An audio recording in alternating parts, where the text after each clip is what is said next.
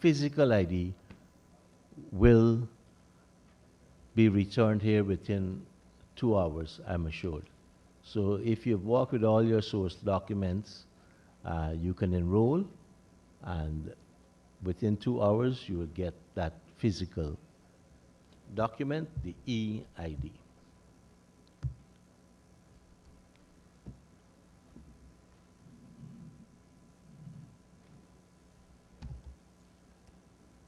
Okay, let us turn to pages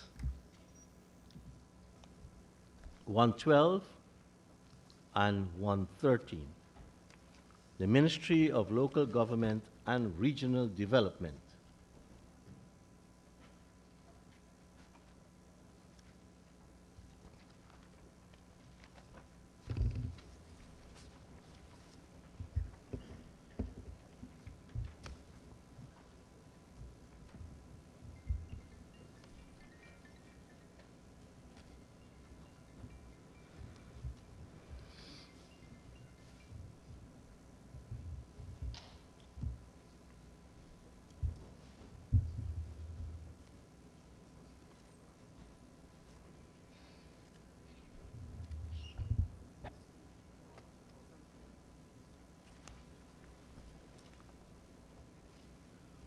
Honorable members, and I now propose the question that the sum stated for Agency 13, Program 131, current expenditure, stands part of the estimates.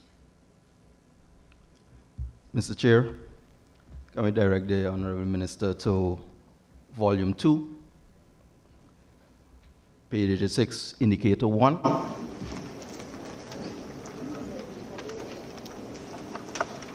Mr. Chair, can the Honorable Minister indicate if the REO Region 10 receive any formal training on the statutory duties?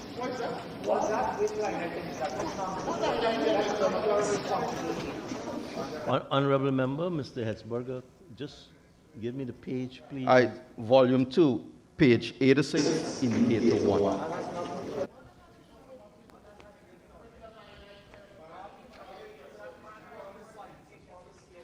Honorable Minister. So it speaks to 25, 26, 20, 35 persons who will be trained in 2026. And that would be staff in the central ministry, not necessarily in regions. But I would say that there's constant training and retraining and building of capacity all across the country. And I spoke publicly in the debate about that one of the things, if we were to change out how we have dealt with local government, that we would have to embark on initially a massive training exercise, both of the people who serve as well as the people who are to get service, so we could change out some of the habits we've become accustomed to. Thank you, ma'am. Thank you, Minister. Honorable members, I now put a question that the sum stated for Agency 13, Program 131, current stands part of the estimates. Those in favor say aye. Those against say no. Ayes have it. The sum stated now stands part of the estimates. Honorable members, let us turn to page 518. I propose the question that the sum stated for Program 131 capital stands part of the estimates. I now put the question that the sum stated for Program 131 capital stand part of the estimates. Those in favor say aye. Those against say no. Ayes have it. The sum stated now stands part of the estimates. Honorable members, let us turn to pages 114 and 15.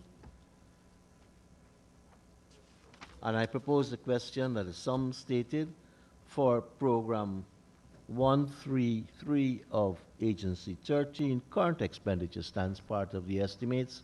Honorable members, I now put the question that the sum stated for Program 133, current expenditure stands part of the estimates. Those in favor say aye. Those against say no. Ayes have it. The sum stated now stands part of the estimates. page 518 again, honorable members. And I propose the question that the sum stated for program 133, capital expenditure, stands part of the estimates. Honorable member, Mr. Hetzberger. Mr. Chair, thank you. Honorable Minister, the estimates refer to number 1904100, Georgetown Enhancement Program. Can Honorable Minister indicate, clearly outline what specific enhancement initiatives are included under this program and provide a breakdown of funding for each of these initiatives? Honorable Minister. Thank you.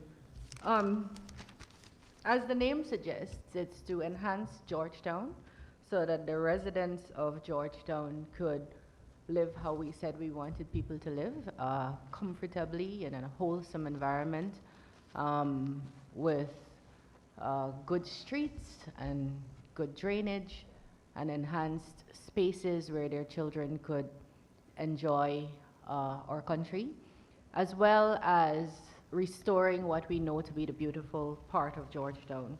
So one of the, I'll just do a few and then you can ask me further questions if you want. Restoration of the Martin Carter's home on Camp Street. Of course we'd have to, no, sorry, on Lamaha Street. We'd have to speak to and consult around that with the owners of the property, but for that is allocated $30 million. I'm sure you'd all be very happy with that.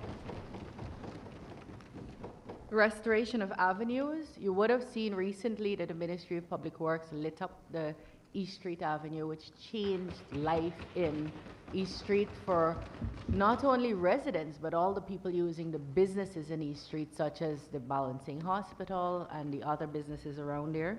That's allocated $200 million to refurbish and enhance the Transport and Harbor's Old Train Carriage area. So you have seen that at the corner of Camp and Water Street, the old train station was rehabilitated and it's beautiful. It was restored actually. Beautiful. It provides a really nice space for people to commune and do different types of activities. To that, $100 million has been allocated.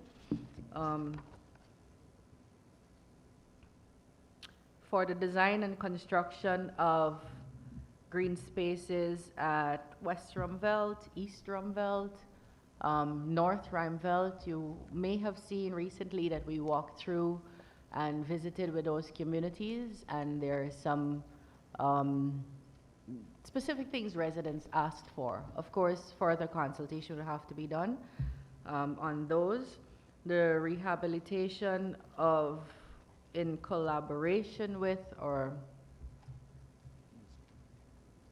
the municipality, the Municipal Training Council center area, which is $150 million allocated to that. Design and fabrication and installation of street name signage in Georgetown. We have $35 million allocated to that.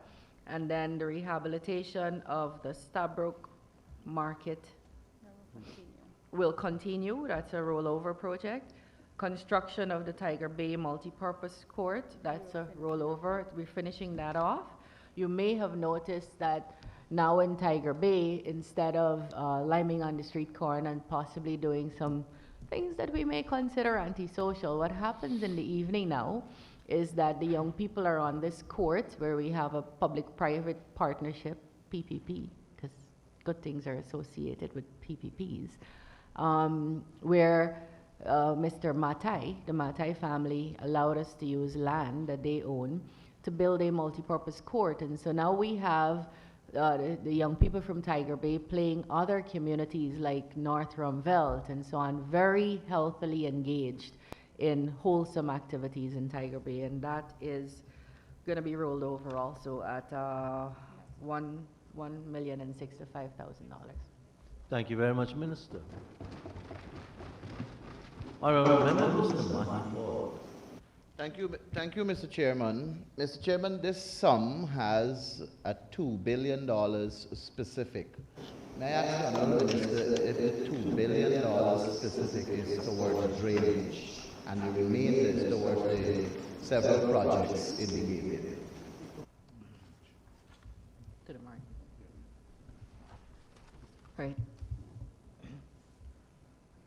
So we have $2 billion that is set aside to either restore, construct, or rebuild the Stabroek Market and the Border Green. Stabroek Market is iconic to Georgetown and to Guyana. And so it's not just a pull down and build project, but this money is allocated to doing those two areas particularly, $2 billion. I think I said it from the floor during the budget debates. Thank you, Mr. Chairman. Mr. Chairman, can the Honourable Minister say how much of this 2.844163 will go towards the continuation of what apparently has already begun at the Stabroek Market for the sum that we were told last year, $200 million was allocated for? Honourable Minister.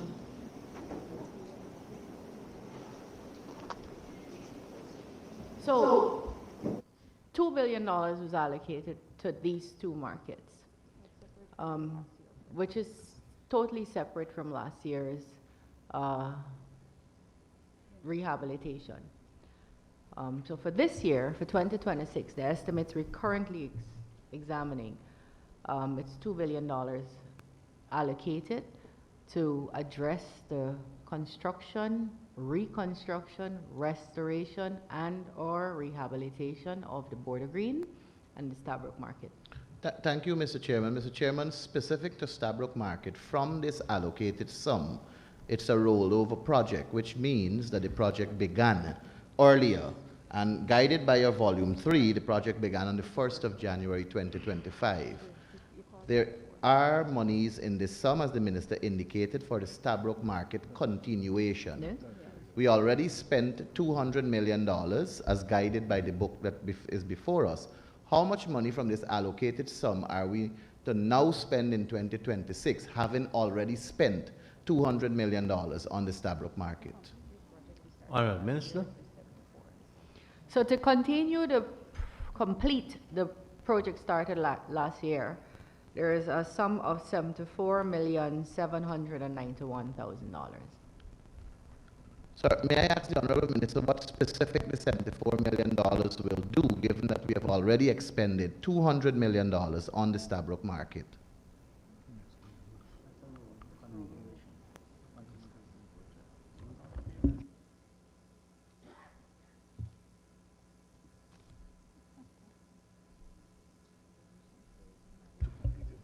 To repair the roof of the Stabroek Market, so that even as we look at making sure this remains an iconic part of Georgetown, and we possibly do much more than is happening there, either rebuild completely.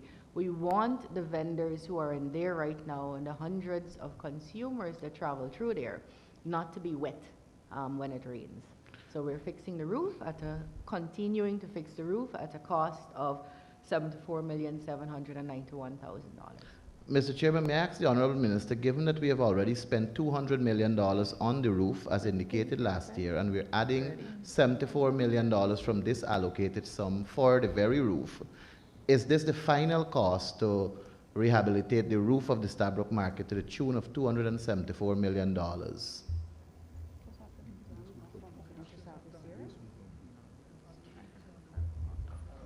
My advice is that this would complete it, but I would cautiously say this. I'm no engineer, but when you trouble old structures, it's old house upon old house. And so sometimes you think you're going to fix a zinc, and you find out that the rafter is rotten, and then you have to fix that too.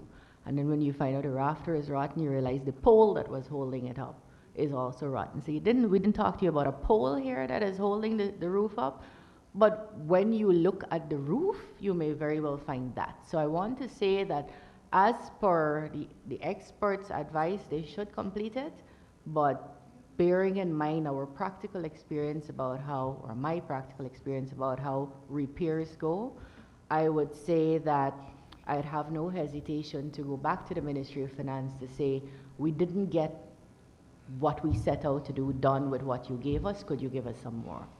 Thank you, Mr. Chairman. So, Mr. Chairman, given that we're taking out $74 million from this allocated sum for the continuation of the Stabroek Market, which $200 million was already spent on, may I ask the Honourable Minister the name of the contractor that is the name of the contracting firm that is executing the job at the Stabroek Market?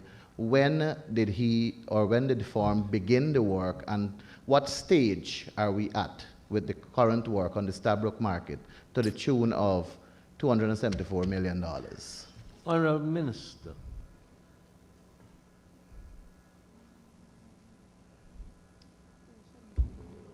You sure?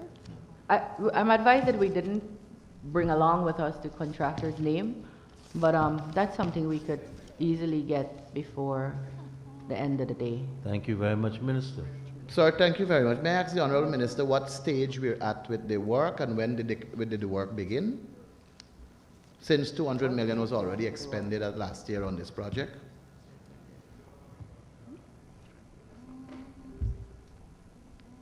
It's 60% finished?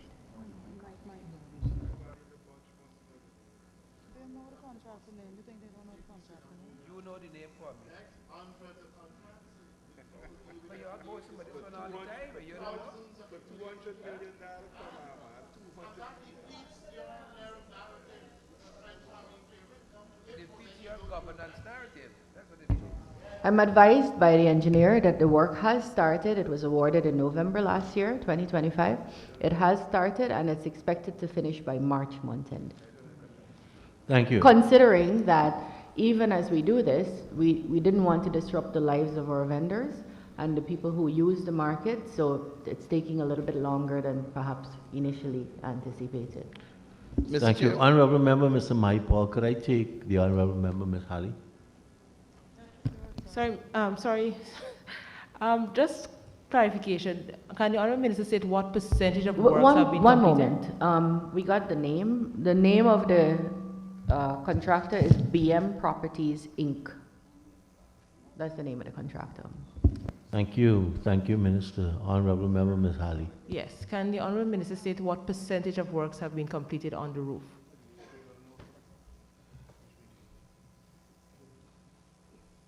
I'm advised about 60%. 60%? 60. No. Honourable Member, Mr. Maipal. Thank you, Mr. Chairman. Mr. Chairman, the Minister indicated that the work was awarded in November of 2025. A perusal of NPTAB's website guides us that the work was awarded on the 9th of October 2025, and it was awarded to the tune of $107,723,700. May I ask the Honourable Minister, why do we need the additional $74 million when the book is reflecting $200 million already there for that project, and it was awarded in October, the 9th of October, for $107 million plus dollars? Honourable Minister. Thank you, sir. I didn't give you the contract cost. You kept repeating a cost. I'm assuming you got it from last year somewhere. And thank you for the correction that it was not November, it was October, which makes more sense because 60% from November to now might have stretched the imagination, but it makes sense now that it's at 60% because it was awarded since October.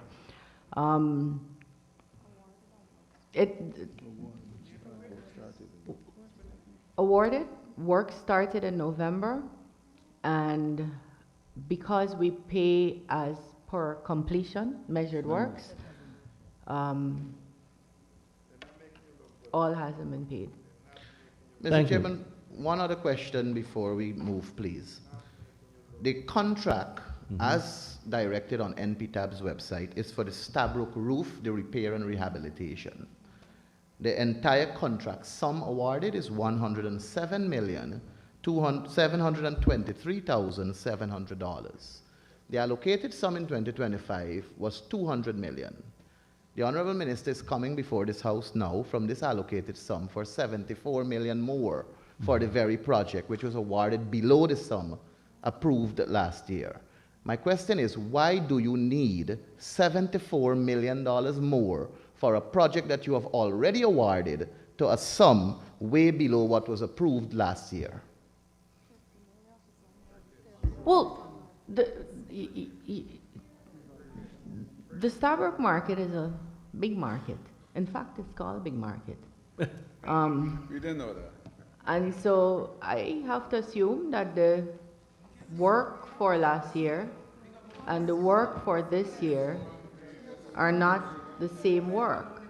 And if they are, we would get into, the Auditor General would have that information when they're auditing. So it's not the same thing. And the Chief Planner is also advising me that this is a rollover amount. So it's not as though it's finished.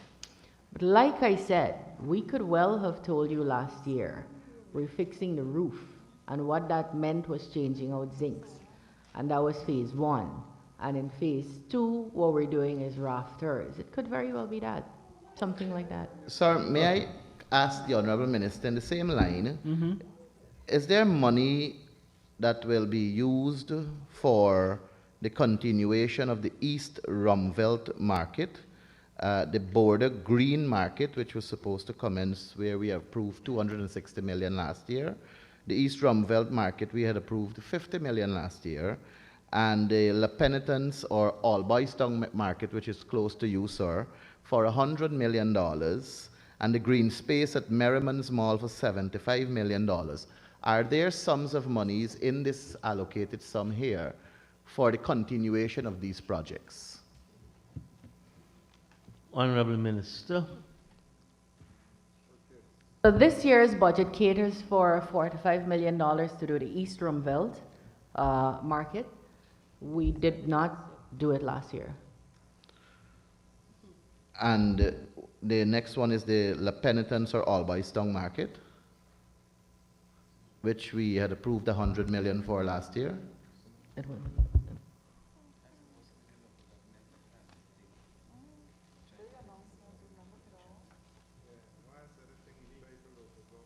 The East Rumvelt Market will also be done this year. No, I'm talking about the La Penitence. Sorry, La Alboystown. Penitence, yeah. So that was not done last year, Mr. No. Chairman. May I ask the green space at Merriman's Mall where we had approved 75 million for? Will be done this year. That was not done either, sir. Sir, may I ask if the Border Green, where we had approved 40 million for a consultancy and 260 million for the phase 1, if that is being continued under this line, if there's sums of money there for continuation of that. $2 billion is dedicated towards looking at Border Green and the Stabroek Market as a beginning of the Border Green and the Stabroek Market. Thank you, sir. Sir, may I ask if what was a contract awarded already for the Border Green and we're continuing it this year? There is a no. So this is we're going to start, Mr. Chairman, fresh for Border Green. No, it's not fresh. Several consultant companies came to us that are known, and I mean, in fact, I think it's all that we know, and said, we heard you're looking at all these markets, and this is something you want to do, and so we're offering our services in design. We have not hired anyone to do a design as yet, so when you say it's starting from fresh, I wouldn't say that, because we have seen a concept, and there was a bid that went out for expressions of interest. So you're not starting from fresh, but nobody has been awarded a contract to do it as yet. Chairman, with my last question on this line. Go ahead, Honorable Member. And if you would permit me. Sure. Sir, we have expended the total sum guided by this budget book, $2.7 billion last year, and every project I am asking about that we awarded this $2.7 billion for last year, has either not started or a very small amount was towards it. And now we're here for $2.8 billion for the same line. But why is the book reflecting that all of this money is spent out and we're coming back for the very same projects for the very same amount? If you would permit me, sir. So, Mr. Speaker. Honorable Minister. Yes. We are dealing with 2026, and I encourage the honorable member and all of his colleagues to focus on the future. Let's go forward together. Thank you, Minister. Having said that, Mr. Speaker, there were changes of program based on priorities. One of the priorities, evidenced by today's rainfall and its impact, was to look at drainage in and around the city, as a result of which we have warranted money to the Central Housing and Planning Authority. Do we want the answer? You guys just want to, yeah. We have warranted money to the Central Housing and Planning Authority, who has the capacity and expertise and has demonstrated the ability to do drainage well. So you may see what you say is spent, but that's why it's being reflected that way. Thank you very much, Honorable Minister. Honorable Member, Ms. Halley. Thank you, Mr. Chair. Can the Honourable Minister state of the 200 million that was used, because it's 74 is expected to be used this year, or I can ask on the 74, how much of that is actual the labor cost? How much of that is actual cost for the getting the stuff for the building? Honorable Minister.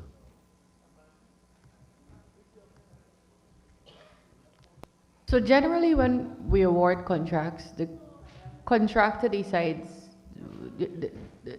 the whole thing would be done for 74 or thereabouts, and how much goes towards material, how much goes towards labor would be the contractor's thing.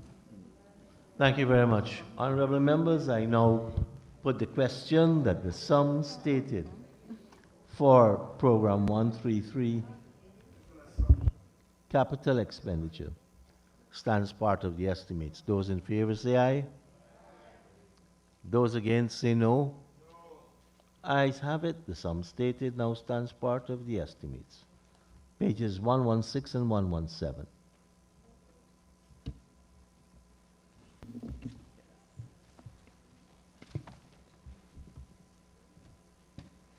And I propose the question that the sum stated for Agency 13, Program 134, current expenditure stands part of the estimates. Honorable Member, Mr. Mahipal. 6294, not I as yet. 6294, sir. Sir, from this budgeted sum $1.942 billion, can the Honorable Minister tell this House the operational expense for the Hagbosch landfill site and for the Lusignan landfill site? Honorable Member, Honorable Minister.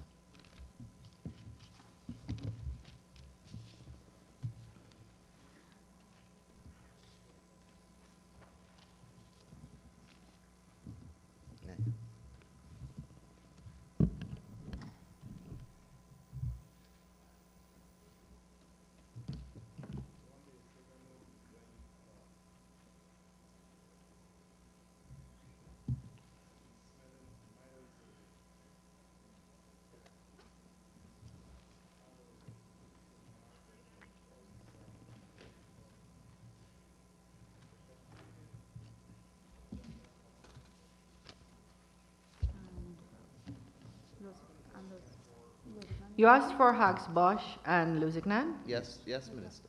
Through you, Chair.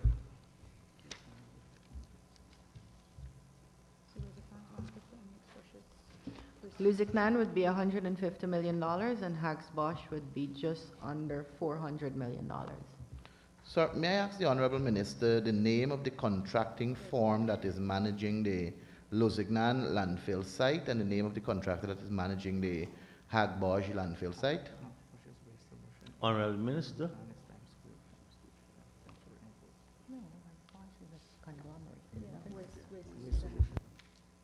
So Hagsbosh is a conglomerate of several persons who have developed expertise in landfill sites, and that's Waste Solutions Inc. and Lusignan is Times Square.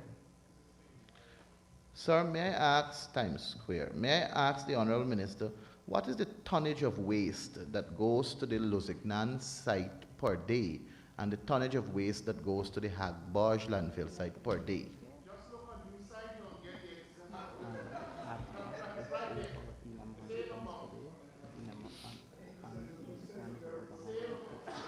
Honorable Minister.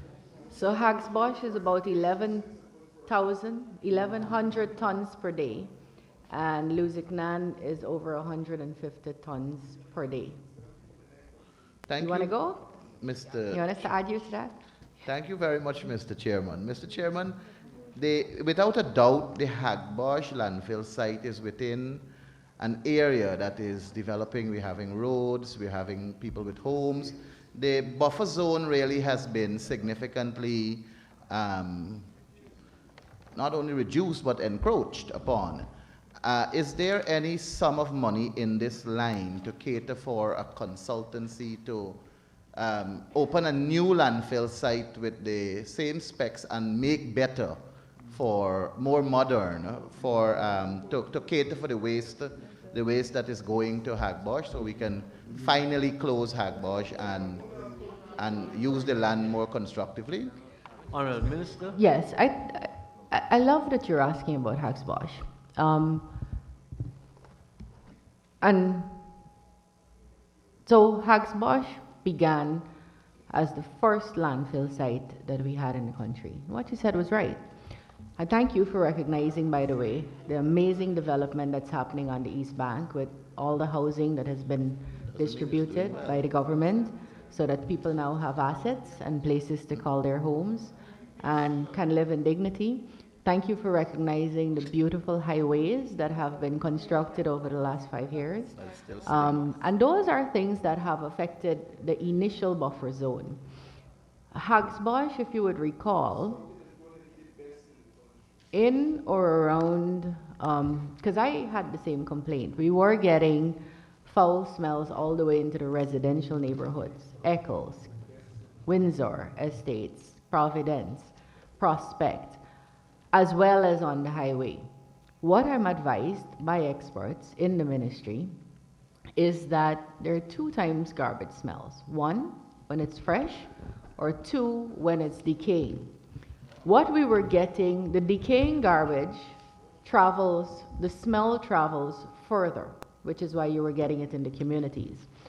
You would know if you speak to residents of Eccles, Windsor Estates, Prospect, Providence, that that is no longer happening, because between September and December, mid-December, we covered all the exposed old garbage.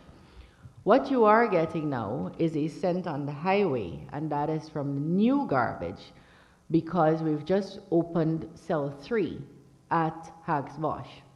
I am told that the experts in the ministry, whom I trust, it's been a joy to work with them, are feverishly working on some solutions where they hope that even that will be severely and seriously fixed. And so I'm looking forward to that solution. Yes, there is a consultancy that we will do for Lusignan landfill site. All the landfill sites we're looking to construct across the country at Zorgenvliet in Region 2, in Lucretia Caterina in Region 3, in Manarabisi in Region 6, Bon Success at Letem, the 8 new landfill sites, 10 miles in Martica, in Region 5 in the MMA scheme, in Region 10, at Mabura Rockstone, all of those will be modern landfill sites that look at a circular way of disposal of solid waste. I'm also happy to say that hopefully within the course of this year, we will have the country's first solid waste management law, and I hope you'll support that fully. We're currently consulting on that. And that bill had to be revised so that we could look at a circular way of disposal of garbage, which is use, dispose, reuse, rather than the linear way we were looking at before, which was just use and dispose. So landfill sites are getting enormous attention because we understand that one of the main issues or big issues residents face in communities is how reliable and predictable their garbage collection has been and how inconveniencing it is for them when they have overflowing garbage in their surroundings. Thank you, Mr. Chairman. Mr. Chairman, the Honorable Minister was kind enough to say that they have begun consultancy for the Lusignan. Will begin. Will begin, sorry. 2026. So is it the intention, sir, of the government to remove from the Hagbosh completely and move everything to Lusignan by way of expansion of Lusignan, and Lusignan will become perhaps the new Hagbosh of Guyana? Well, Hagbosh was designed to have cell 1, cell 2, cell 3. Cell 1 and cell 2 are finished. In fact, what we're doing now is we hope we could take you and all of us in here, perhaps sponsored by the Honorable Speaker, we could go picnic on the closed cells, because that is literally what we're trying to do. Not only close them out, but cover them and make them pretty. We just started using cell 3, and that's in the design. When that's filled, we'll close it. But we don't have a plan to close it prematurely. Thank you. Sir, the Honourable Minister was kind enough to say there's no plan to close it prematurely. We have the 4 buildings, 12-story office complex that is being constructed by the Ministry of Public Works right around the corner. We have some expansion going on, some schemes and so on. How long more do you anticipate cell 3 will be there in existence and garbage will be going there? I really like that you're very, very informed of all the development happening. I'm sure you never saw buildings like that going up for the Ministry of Public Works, right? We do our work well, sir. Yeah. And I'm glad there's honesty attended to that work, that you could sit in this assembly publicly and say what's happening. Huge buildings, beautiful highways, When all the cell 3 housing gonna schemes. close, please? 1.558 trillion budget. And so Hagbosh is intended to be closed in 2029. 2029, Comrade Speaker, may I ask the Honourable Minister if by 2029 is when we're expected to occupy and use all the area, because it presents the current situation at Hagbosh, given the buffer zone being encroached significantly. The stench is still there, so I'm not sure if you smell it, but I do very often when I pass there, and I don't live too far from there either. If there is the intention of the minister to finalize everything and try her best to control the stench and everything, and by what time period you're looking to really address Hagbosh so it doesn't become... I said, sir, that, and if the honorable member lives there and he wants to be honest, he will say that he could enjoy afternoons on his veranda now that he couldn't 6 months ago. I said very clearly, and I hold to this because I live there, that communities like Eccles, Windsor Estates, Prospect, Providence, that were getting smells in the community, in the residential areas, that is no longer happening. What we're getting is a foul smell on the highway, and experts in the ministry said they're working on some solutions, and I trust these young people. If we can't get the solutions from them, then we'll go further afield. But I've seen these guys work in 3 months to stop a smell that was happening for the last 7 years, including when your government was in power. And it was not fixed. We have fixed it now, And so I would like to give them the chance to fix the smell that comes onto the highway, not to the residential homes. Thank you, Minister. The Honorable Member, Mr. Hetzberger. Honorable Chair, Minister, you mentioned about I agree with you in how we dispose of our garbage. We just use and just dispose. Is there anything here I heard you talk about some of the steps you were taking in a policy direction which will eventually lead to legislation in how we dispose of our garbage. I'm very concerned about this, Minister, when it comes to especially the garbage collections. When you're through your streets and these garbage trucks collect the garbage, and when they go through the process, the stench that is left there for hours, even days, probably, based on what is disposed. I hope that we're working towards that in the way we dispose of our garbage. So we are. Two things about that. I'll come back to it in a minute. But we are working on recycling. We're working at separation at source. That means in your home, you will now have plastic here, paper here. I mean, I quipped when we were in the debate and said Mahi Paul there. But so we're looking at separation at source and then separation at the various dump sites also, or various landfill sites. But you know, Honorable Member, this morning, our workers were on the streets. And it broke my heart because what we sent them out to do was to pick up all the bottles that have floated up, that were put there and thrown there by citizens. And so this is not going to be simply a matter for me because I sit in this seat right now, or these officers here, or this government. The nation has to get behind changing out our habits on waste disposal. And other countries have done it, but they didn't do it overnight. So I think a state's duty in something like this is, one, to lead out that change by providing the various facilities. That's the state's duty. And that's why I said this year, every single NDC, every single municipality will have garbage trucks, will have bins, will have markets, will have compactors, but also a massive campaign. You'll see that begin shortly. A massive campaign to change out attitudes and habits about how we ourselves are treating with solid waste.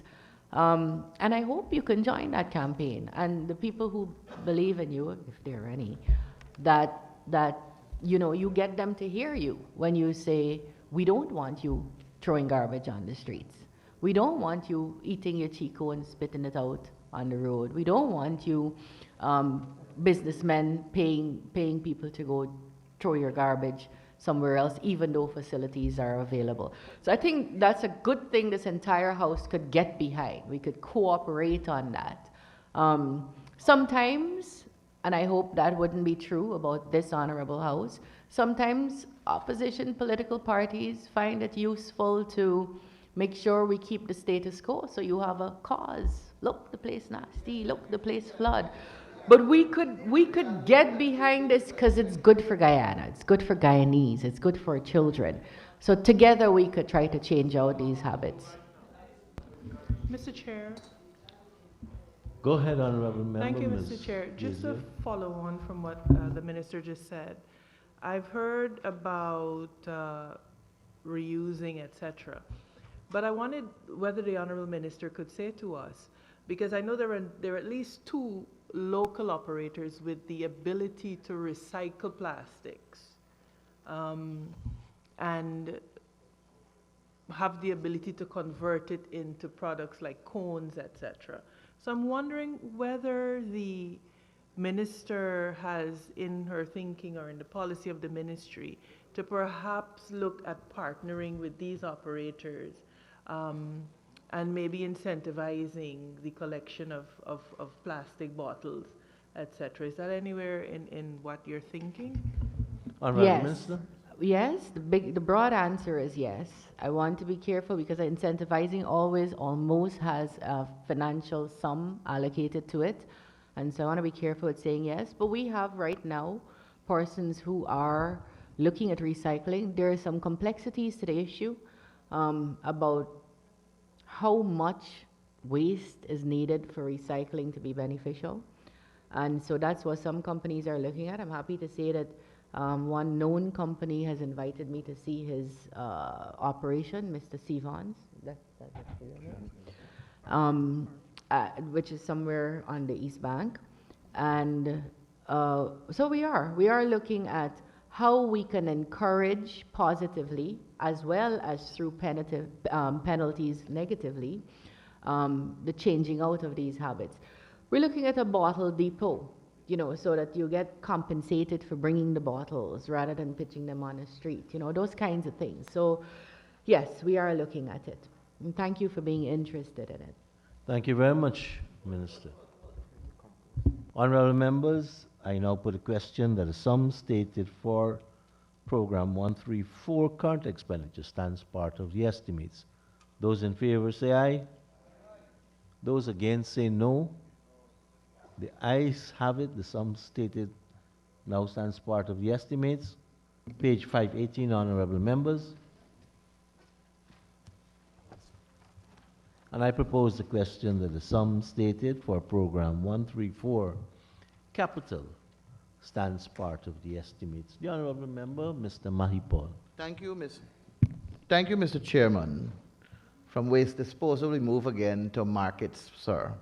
Project code 130-2200, community infrastructure improvement projects. A budgeted sum here of $18,463,700,000. Sir, from this allocated sum, can the Honorable Minister tell us how much is towards the completion of the Port Kaituma market, which began last year and was allocated a sum of $100 billion, the western section of Monrepo market, which began last year and was allocated a sum of $200 million,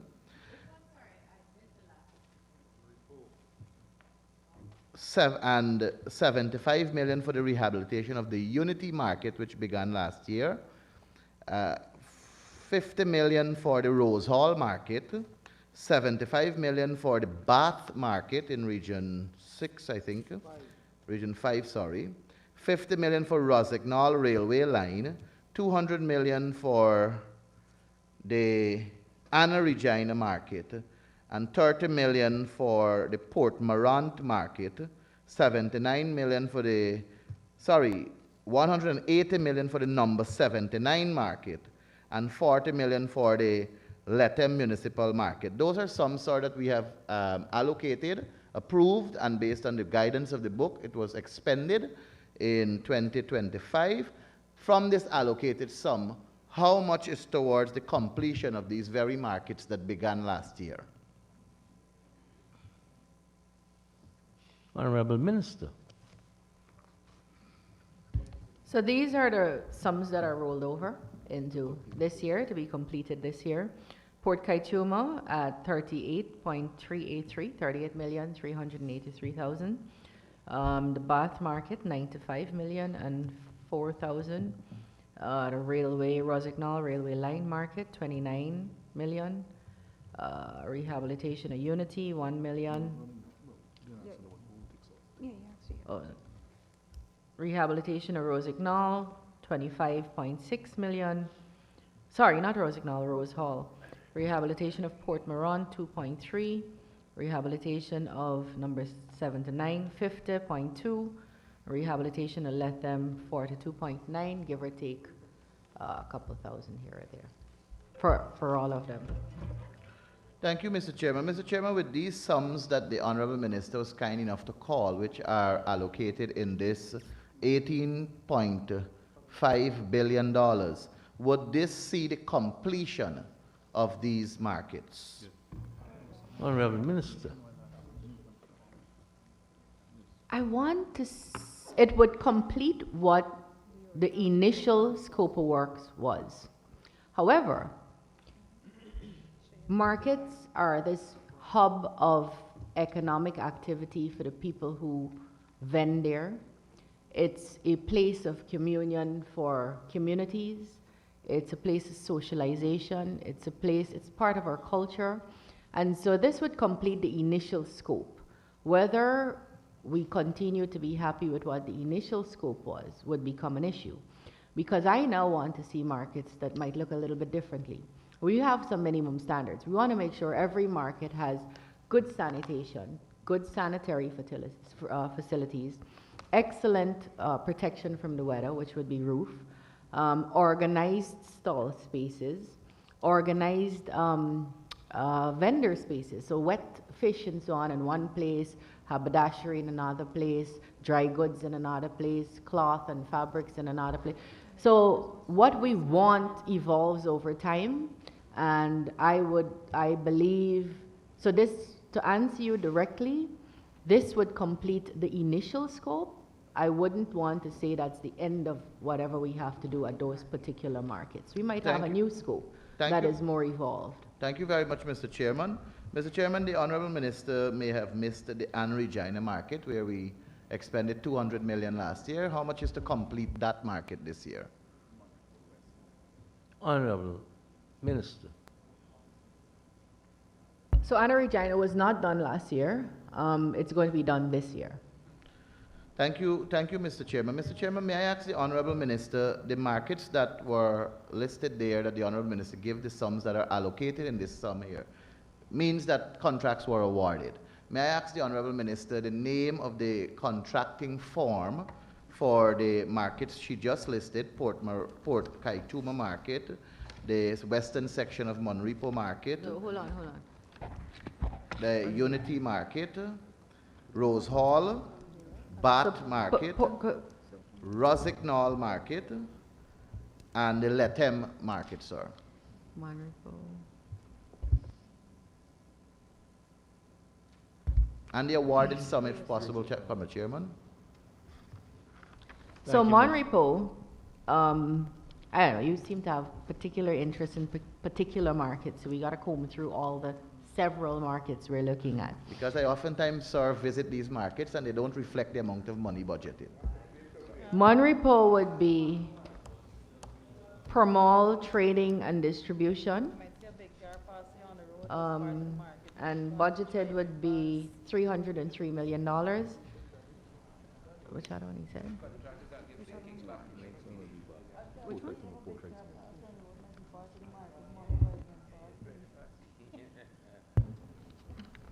You visit Port Kaituma? When?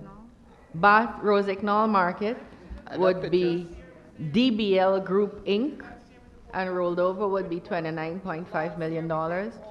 Bath Market would be Yadram and Sons Construction, and that would be $95 million. You never visited Bath Market. You gotta send me that picture, Ganesh. Rehabilitation of Port Morant Market, HE and SAI Investment.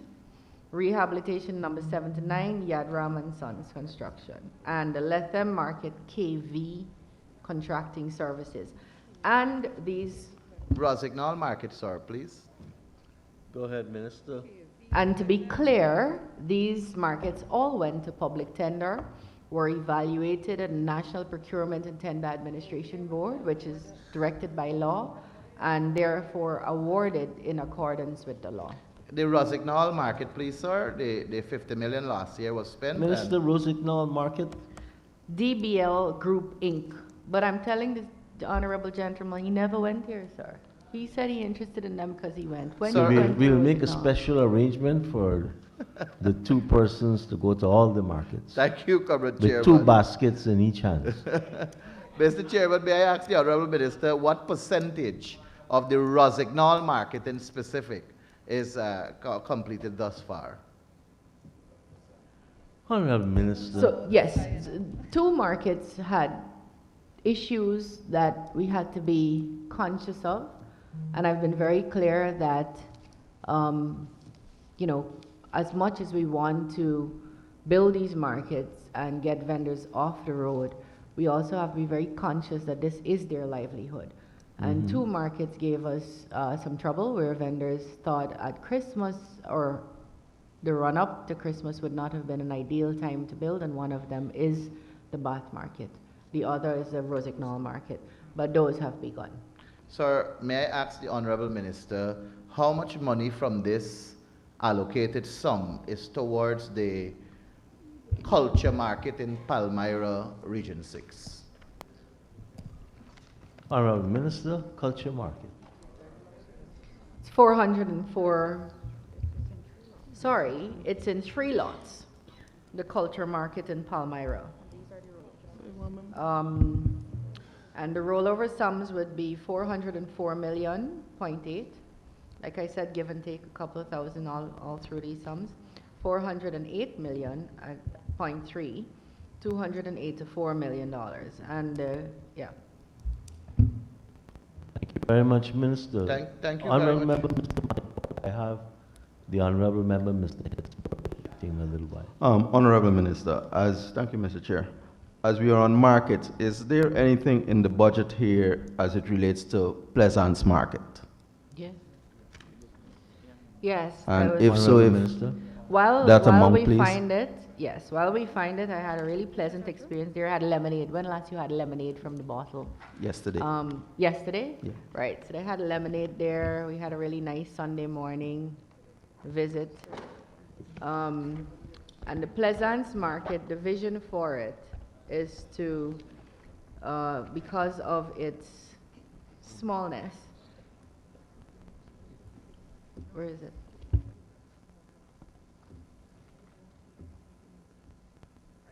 So Pleasance Market would see us going up and not just staying flat, as well as having a wet section that is separate. There was a really nicely done tarmac by the Ministry of Public Works just west of the market, across the road to the market. And so yes, there is a plan to this year begin and hopefully even finish a new Pleasance Market. Thank you very much, Minister. Honorable Member, Mr. Chair? good follow-up. Yes, Mr. no, Hitzberg. not a follow-up. On the 1904-300, this speaks to subventions for municipalities and NDCs. I know the government would have taken a line where increasing the subventions for the LAAs.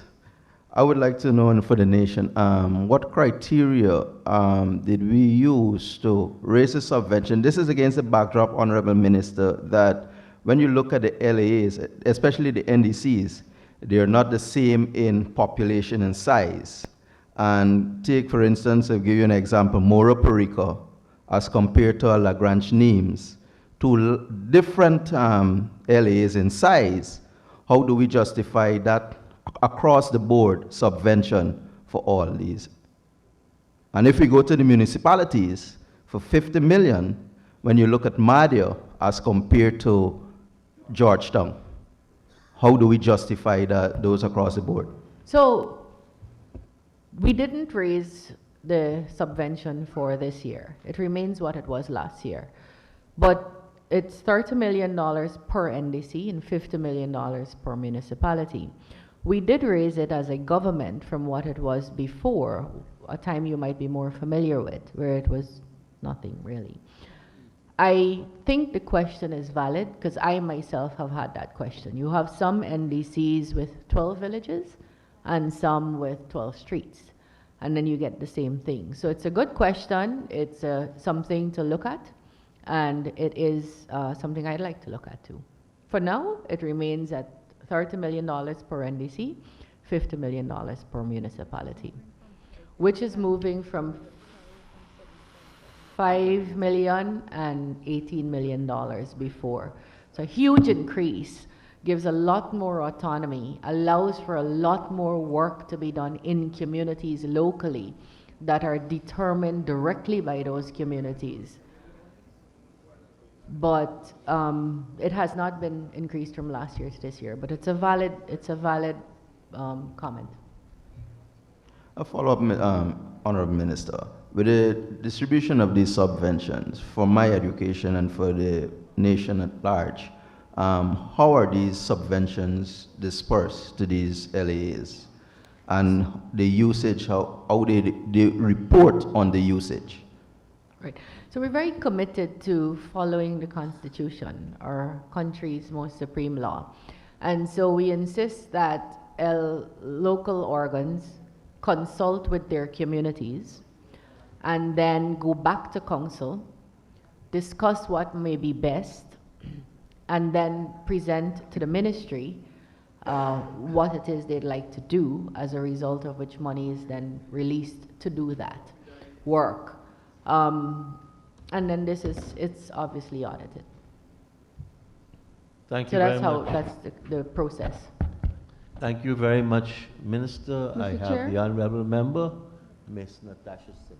Thank you, Mr. Chair. Just to follow up on the rollover for the Rossignol Market, can the minister say what's an expected date of completion for the Rossignol Market?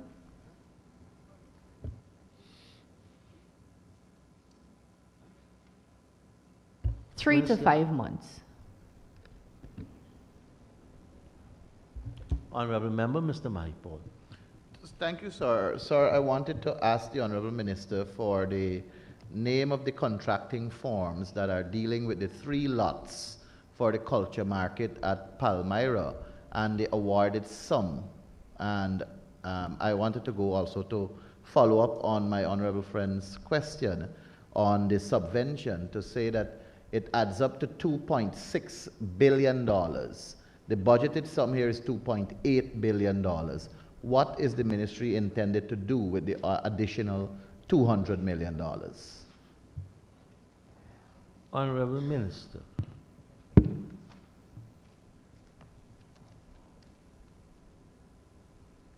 The honorable member kindly repeat the question. So, sir, the first one was with reference to the culture market. She indicated that it is awarded in 3 lots. The name of the contractors for the 3 lots and the awarded sum. Yes, and secondly, the subvention to NDCs and municipalities with $50 million to municipalities and $30 million to NDCs will give you a sum total of $2.6 billion. The budgeted sum here is $2.8 billion. What will the ministry do with the additional $200 million? Honorable Minister.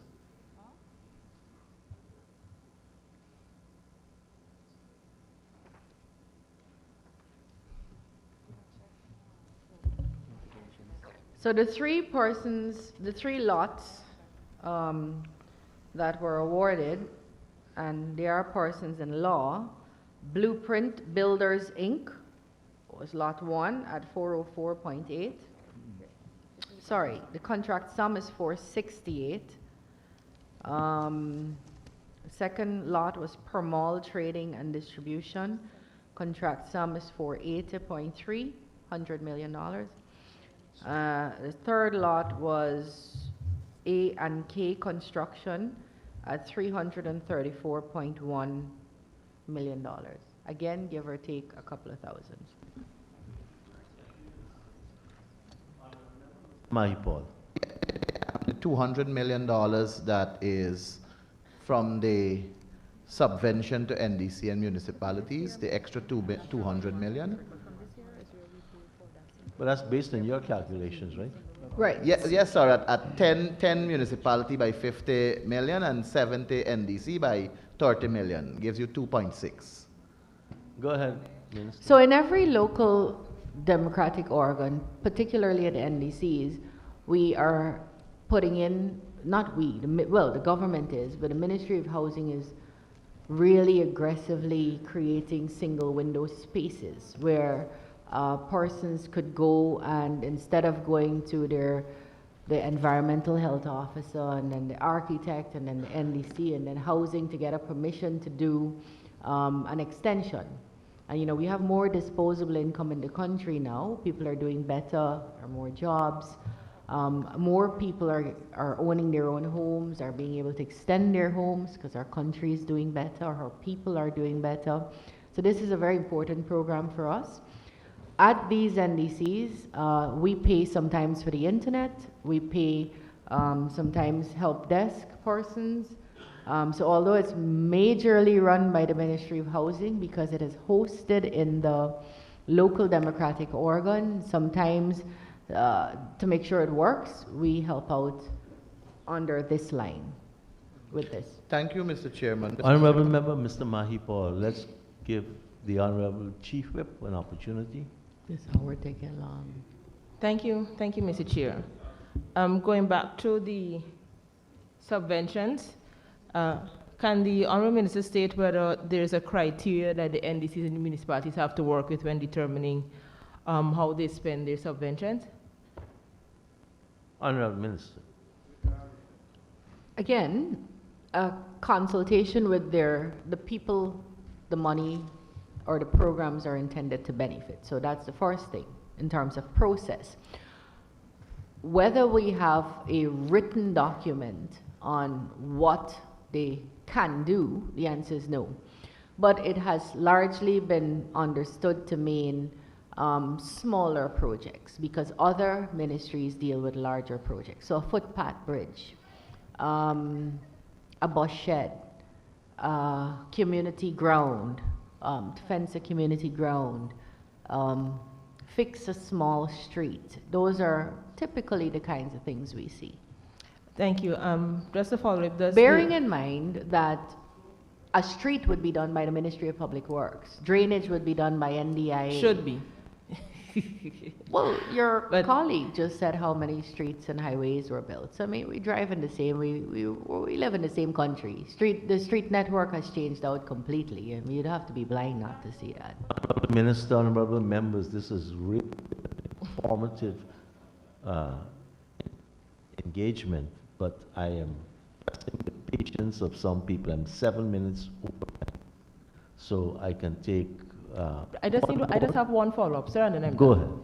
ahead. The follow-up question is: does the government have veto power once the NDCs and municipalities come with their view on what they believe is best for the city or the NDC? Does government have veto power over their decisions? Minister? It comes back to consultation. Once the community agrees with the program put forward, that would be honored. Honorable Member, But Mr. Maipaul. where we find out that the community was not consulted and therefore Article 13 was not upheld, then we would encourage them to go back and have that done. Honorable Member, Mr. Maipaul. Thank you, sir, for acknowledging me to have the final question, and I will move to project code 3600300. Honorable Member, I thought it was going to close off the line item which we were dealing with. One But to question put I a have. new one, it's going to be a little hard. But all I want, sir, is the one question to the minister. Go ahead, had go said ahead, it. go The ahead. minister said in her budget speech that they're opening 8 new landfill sites from this budgeted sum of 5.964 billion. Would the honorable minister just be kind to tell us the sums allocated to the 8 new landfill sites, which was listed as Zorgenvliet, Katrina, Lusignan, Blair. Okay, but you ask her and she has that. Okay. You know, please. And just to remind you that this is the beginning of the modern landfill sites that will be done all across the country. Zorgenvliet would be 300 million, Laurentia Katerina 480 million, Lusignan 600 million, Blairmont 280 million, 58 Village Manor Ribisi would be 350, 10 Miles Bartica would be 200, Bon Success 400, Mabura Rockstone 300. Thank you very much, Mr. Chair. Thank you, Minister. Honorable members, we will have to put the program, and I so do, that the sum stated for program 134 capital expenditure stands part of the estimates. Those in favor say aye. Aye. Those against say no. Ayes have it. The sum stated now stands part of the estimates. Thank you, Minister, and your staff, especially the market staff, for taking us through that program. Yes, Go I ahead. do thank this particular team. I boast that we have the last Chinese public servant in the country, or the only Chinese PS in the country. Comes with all kinds of benefits there, sir. But I don't know the and- name Lord. Go ahead. And as you see behind me, a very young team, dedicated, a small team, but really a joy to work with. So I thank them all, even those who are not here today. Thank you very, very, very much. Let us invite Region 1 to join Minister of Local Government and Regional Development as we prepare to take questions on the estimates for Region 1. And really commend the Honorable Member, Mr. Mahipal, for the work he has been doing.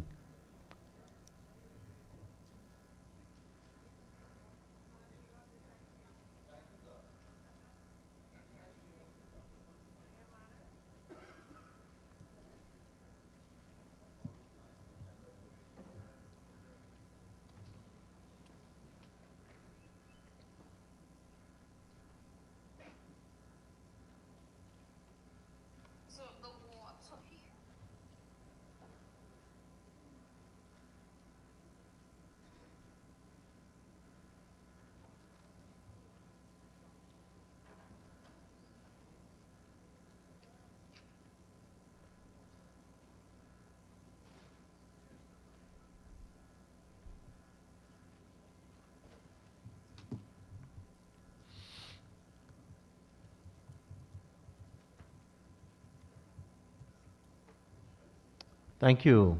Honorable members, we are starting at 3:20. And I propose the question, turn to pages 342 and 43.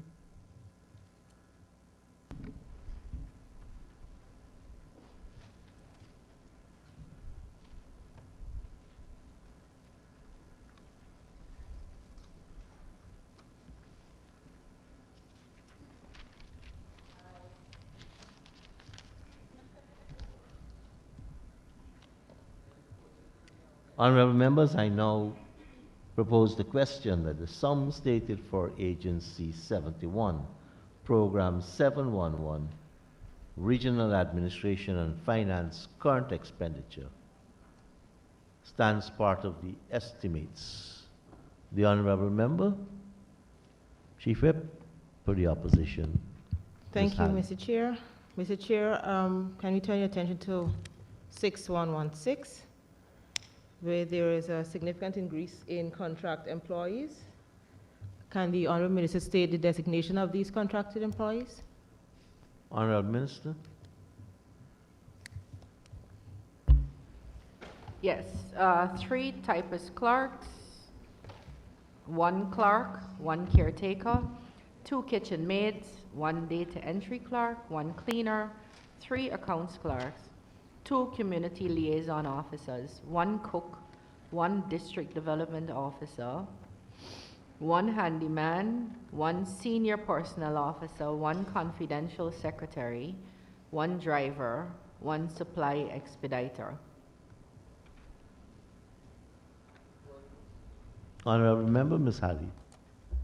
That's it. Honorable Member, Dr. Todd.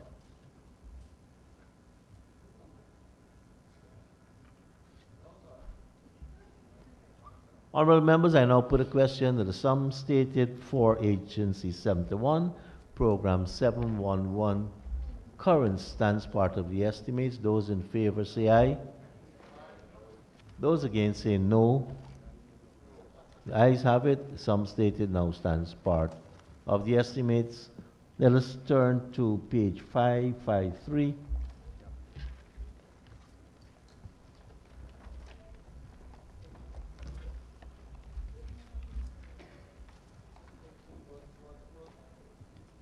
And I propose the question that the sum stated for Program 711 capital expenditure stands part of the estimates. I now put a question that the sum stated for Program 711 capital expenditure stands part of the estimates. Those in favor say aye. Those against say no. Ayes have it. The sum stated now stands part of the estimates. Just for the newer MPs, Public Works, Education, Health, and Agriculture have their own budgets under all 10 regions, so you'll see this coming up over and over again. Let us turn to pages 344 and 345. And I propose a question that for this agency, Program 712, Public Works current expenditure stands part of the estimates. The Honorable Member, Mr. Mahipal. Thank you, Mr. Chairman. Sir, may I turn your attention to 6231, fuel and lubricant. Sir, in 2025, this region expended a sum total of $618,500,000. And for this year, there's a significant decrease to $285,426,000. May I ask the Honorable Minister, given what was spent in 2025, would this reduction hamper the work of the region? And if not, can she say why the significant reduction, please? Honorable Minister. Yeah. No, it won't. Not because it won't because although you don't see it reflected here, the allocation needed is going to be done somewhere else, and that is through the Hinterland Electrification Company that's taking on responsibility of fuel and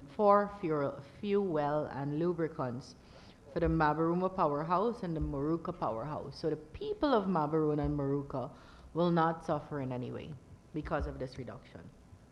Thank you, Minister. Honorable members, I now put the question that the sum stated for Program 712, Public Works current expenditure stands part of the estimates. Those in favor say aye. Those against say no.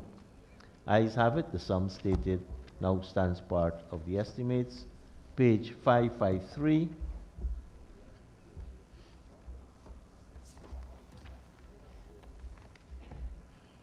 And I propose the question that the sum stated for Program 712 capital expenditure stands part of the estimates. Honorable Member, Mr. Duncan Husserl. Thank you very much, Mr. Chair. The bridge that leads into Husserl, the Kusurima Bridge. Sir, this bridge has been down for a little while. The region says they finally completed it as per my last visit. I want to know if that is reflected here, if there's any funding here for the Kusurima Bridge. Kobarima Bridge, thank you very much.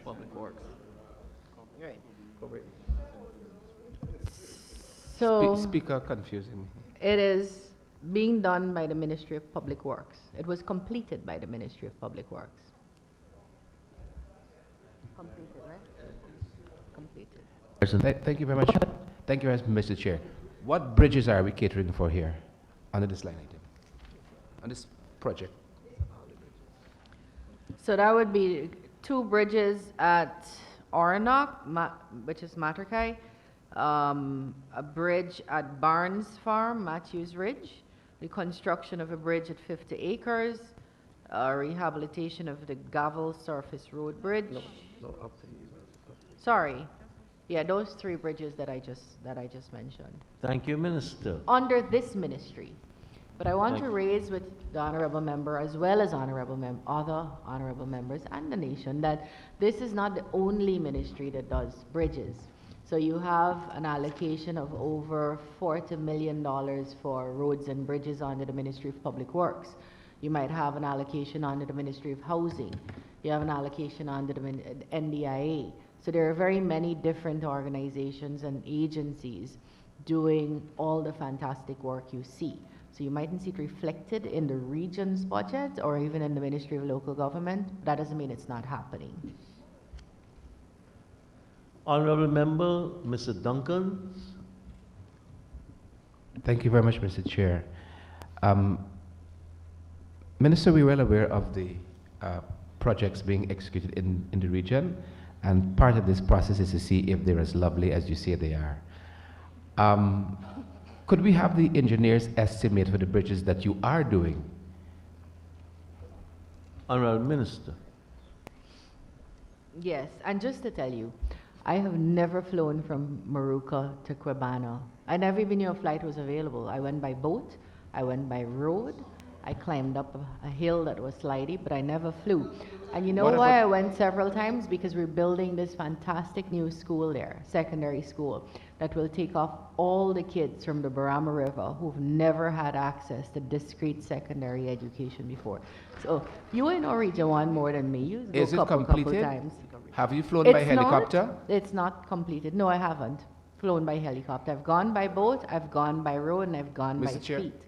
The engineer's estimate for the RC bridge is $19 million for the Arnock bridge is $19 million, for the Matthews Ridge Farm Bridge, Barnes Farm, $25 million, and for the 50 acres bridge, $35 million.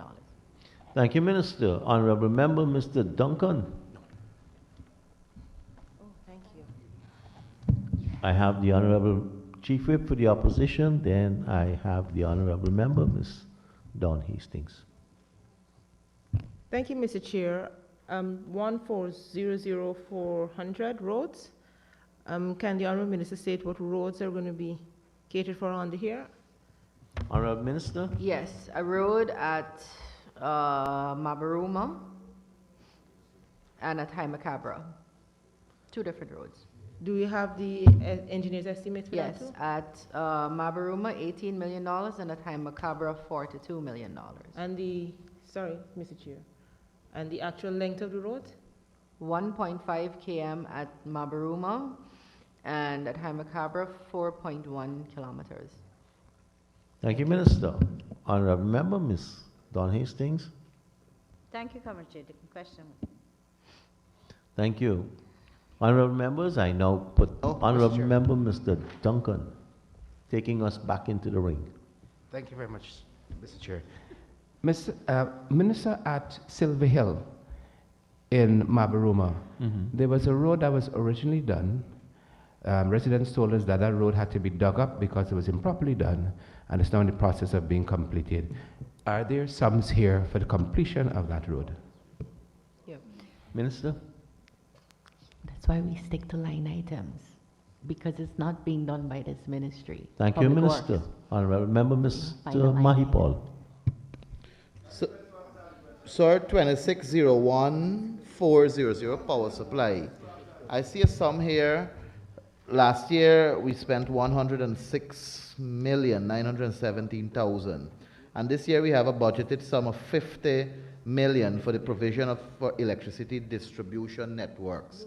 There are several communities, sir, in Region 1 that are not a part of the township, for example, like Mabaruma, and you have other communities like Port Kaituma and Matthews Ridge that are growing in population and popularity.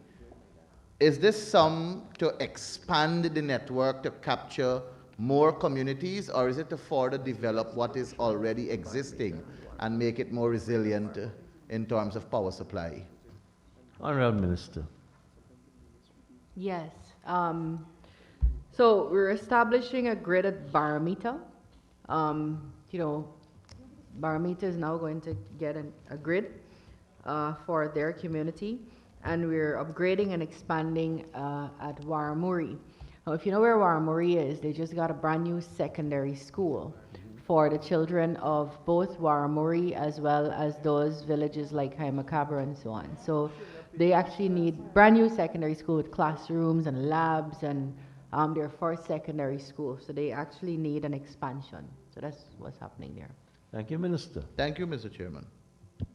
Honorable members, I now put the question that the sum stated for program 712 capital stands part of the estimates. Those in favor say aye. Those against say no.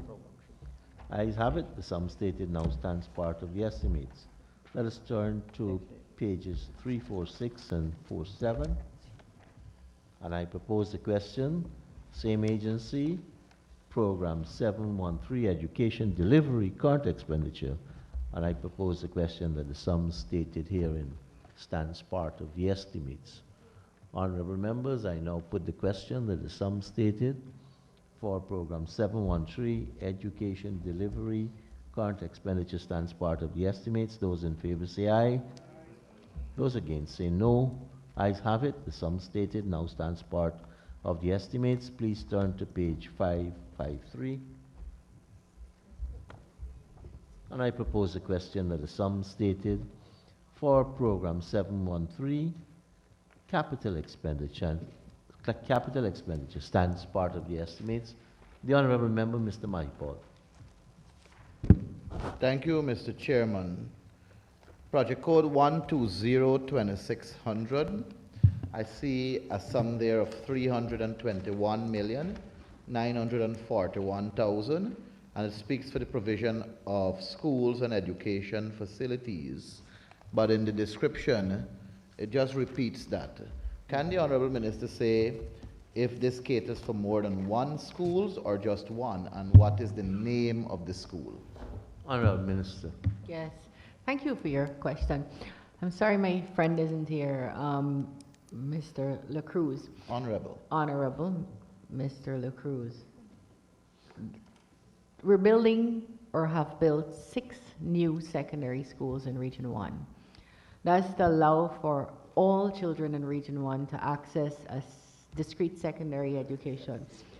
They're at Northwest Secondary, Hosororo, Quebana, Waramuri, Matthews Ridge, and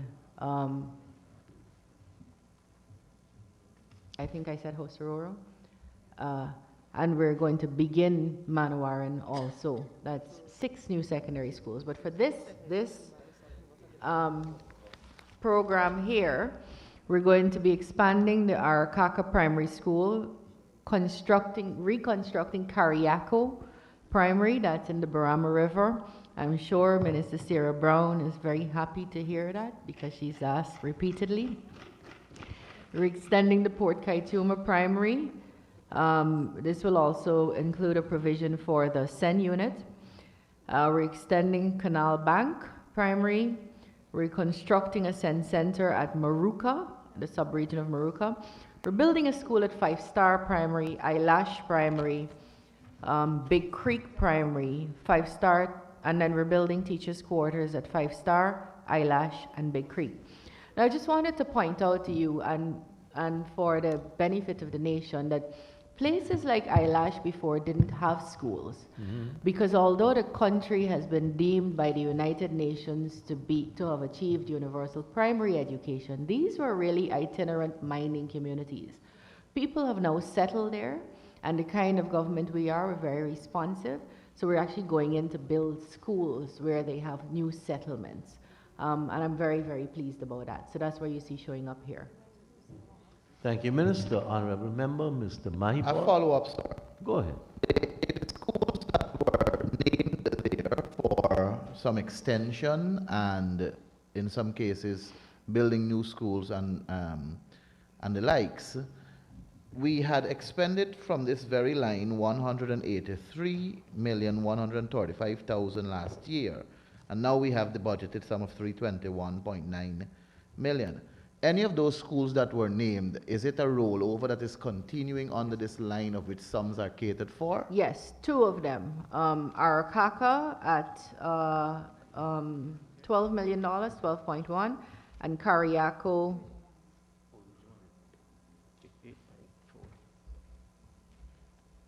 at 8.4. Sir, may I ask the Honorable Minister, given that the sums in this allocation is for Arakaka and Kariako 12.1 and 8.4 respectively, what is the total sum of money awarded when these schools began, and who are the contracting firms that are doing the work currently? Yes. And when is the expected completion date? One moment. I think so.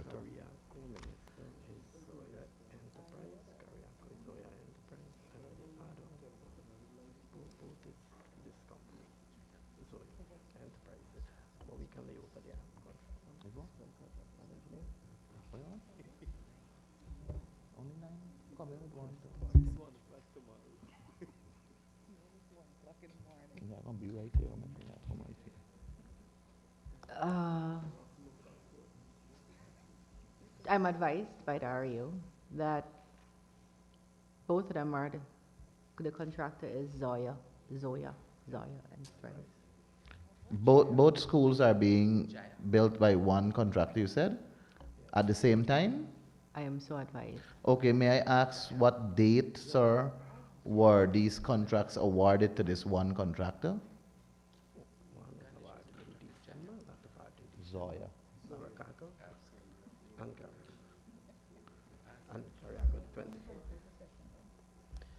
Cariaco is 2024 in September. Sorry, the 24th of September. And Arcaca is December. December of 2025, sir? Minister? December of 2025, sir? Minister?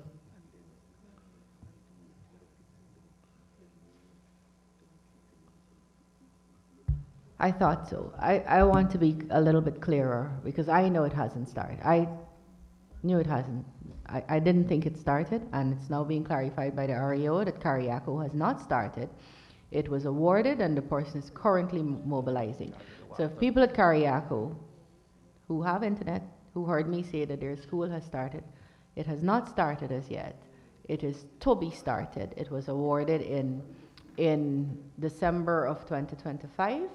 Part of the issue I'm being advised by the REO is the level of the water in the Barama River, which disallows easy transportation to and from these villages, which affects and impacts how work is done, civil works are done.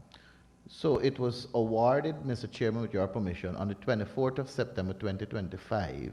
One of them. That's the Cariaco. No, that's Arcaca. Arcaca. So Cariaco was awarded in December of 2025. To what tune? Reggae?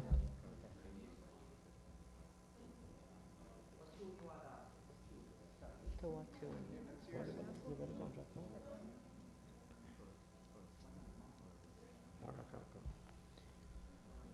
$30 million for Arcaca and $21 million for Cariaco. Sir, may I ask the Honorable Minister, she indicated may. earlier that Cariaco in this budgeted line item has an additional sum of 8.4 million and Arcaca has an additional sum of 12.1 million. If this school has already been awarded for $21 million, which is from the sum of last year, based on the engineer's estimate, and has not commenced as yet, what informed you that this school requires an additional 8.4 million? It's a rollover amount, I'm advised. But yes, sir, I understand that, but I'm saying to you that the school has not commenced as yet. You awarded it for $21 million from an allocated sum of 183.135 million. You awarded it at that sum to the contractor. It has not begun because of various problems, and it is shown here that the 21 million is spent out. We have paid the contractor apparently for the work, and if we haven't, then the money should have been returned to the consol fund. But notwithstanding that, sir, what informed you that the Cariaco school requires an additional 8.4 million, and what informed you that the Arcaca school required an additional 12.1 million? If these schools are, if you have not changed the specs, if you have not changed, sir, what is and what the school is to get, you have not added, you have not done a change of scope, you have worked with what is the engineer's estimate, you have awarded it at a sum, what informed you for the additional sums? Thank you, Honorable Member, Honorable Minister. For both projects. I'm advised that the mobilization was paid for both projects, but it wasn't, all of it wasn't spent as you are suggesting. So, thank you, sir. So the mobilization was paid from the 21 million that was awarded and the 30 million awarded. The school's total sum for construction is 30 and 21, respectfully. If you may permit me one more time, sir, what informed you to cater for an additional Honorable sum. member, It's rolled over, sir. Yeah, so, but how something a rollover you can start? honorable members, I now put it, honorable member, Ms. You Halley, start roll, how we go roll over? roll down. I just, can I ask my question?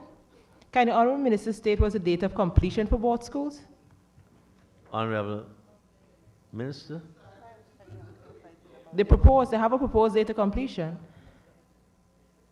Yako is the end of March and Arakaka June. But I will say this, having gone to those communities, it is almost inexplicable how the height of the river makes a huge difference about what could happen in these communities. Some of the material needed simply can't get into the community if it's low, if the water is low. In the Barama. So, in the Barama River. Very happy I went there several times. So this is, while it is scheduled for March and June, it could get impacted by external factors such as those. Mr. Chair, forgive me. I'm not an expert in project management, but when you it is that you're going to do a project, don't we take all of those things into consideration when determining start time and end time, and with taking into consideration the river might go behind? So I'm trying to understand why would it is that you would state a date knowing that you most likely will not meet that date?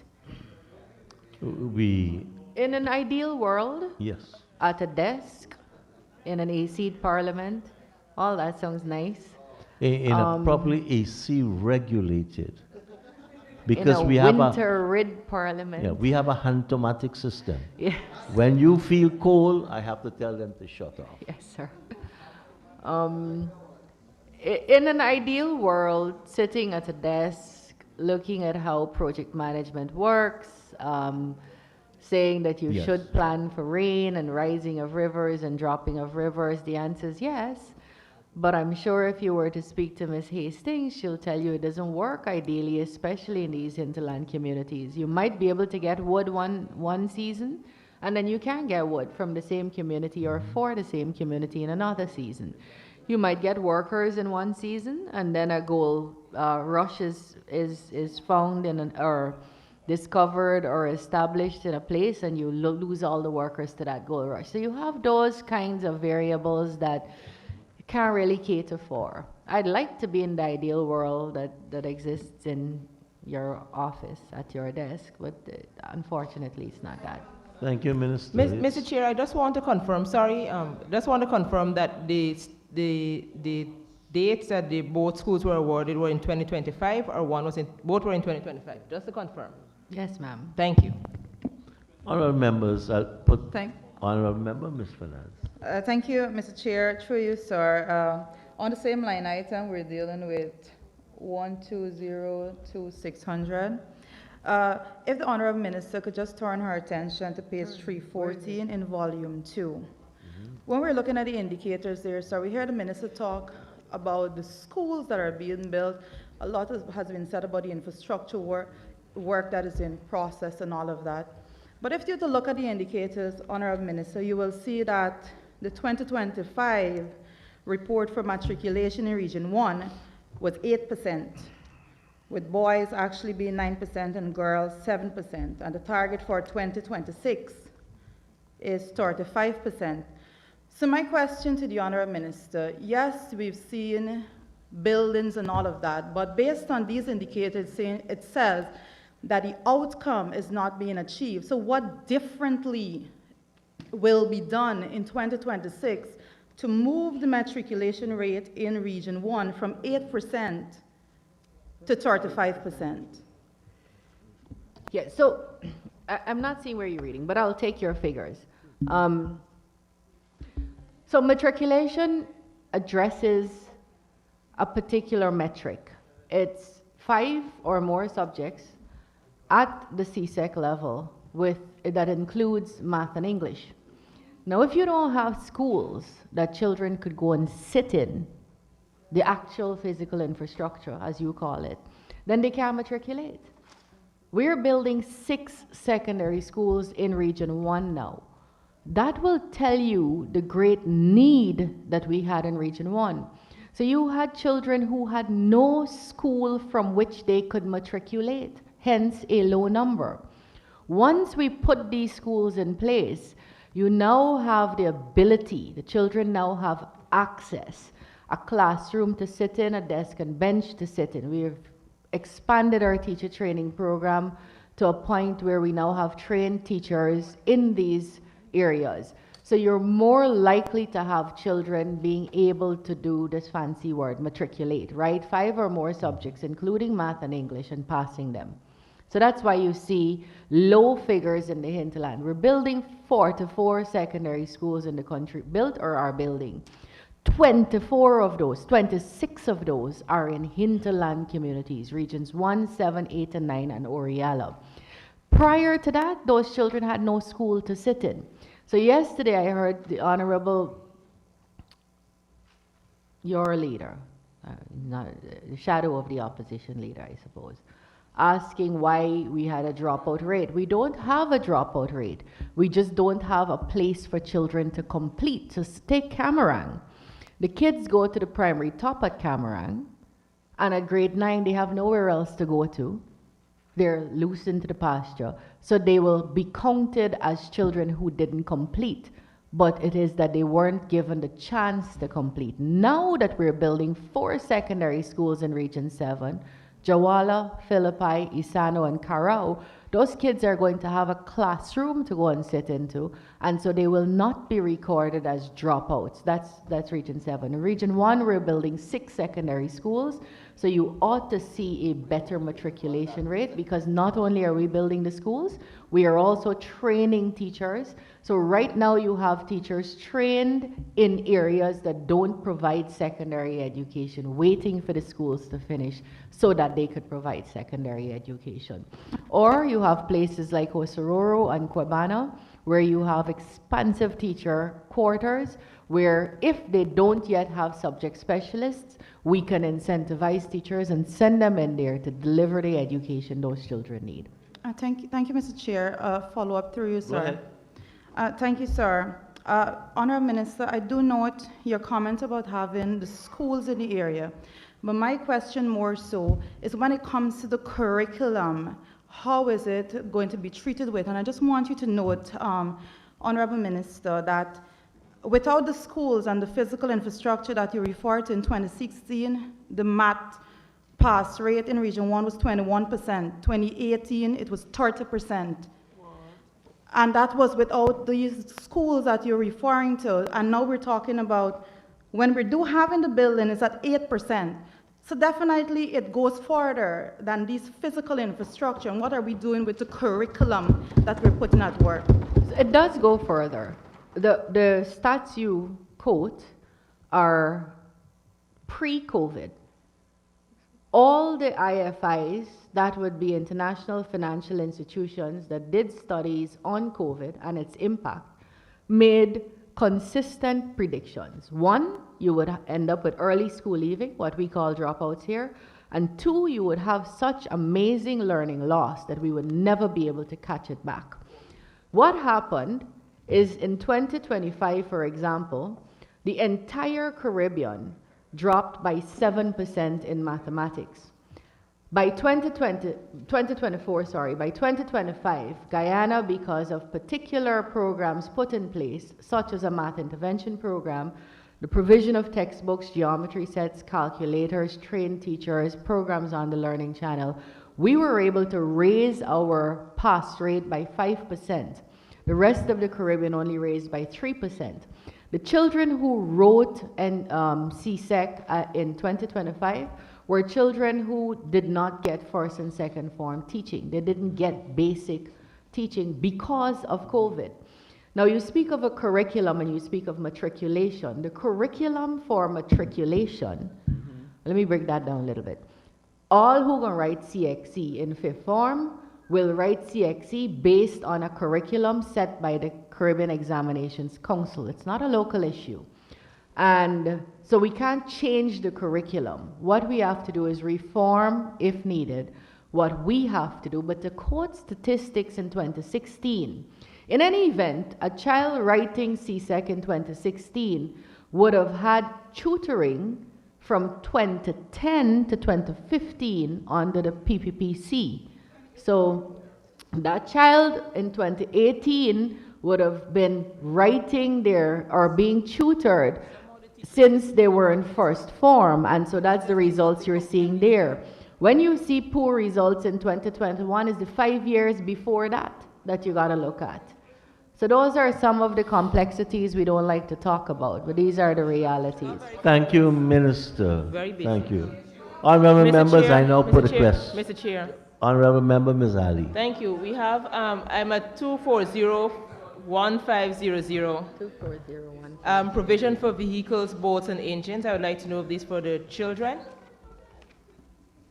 Usage of the children. Honorable Minister.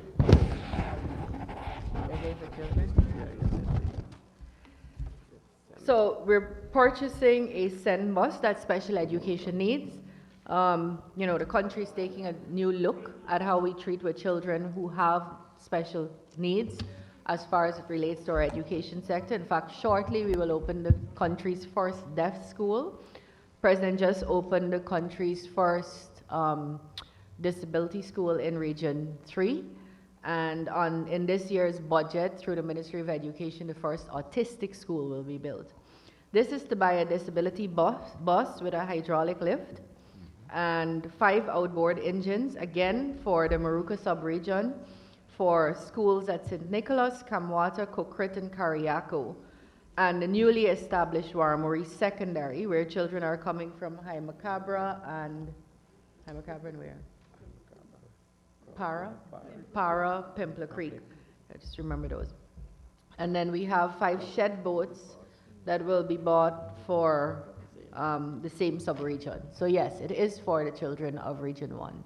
Thank you, Minister. Honorable members, I now put the question that the sum stated for Program 713, capital expenditure, stands part of the estimates. Those in favor say aye. Those against say no. Ayes have it. The sum stated now stands part of the estimates. Pages 3, 48, and 49.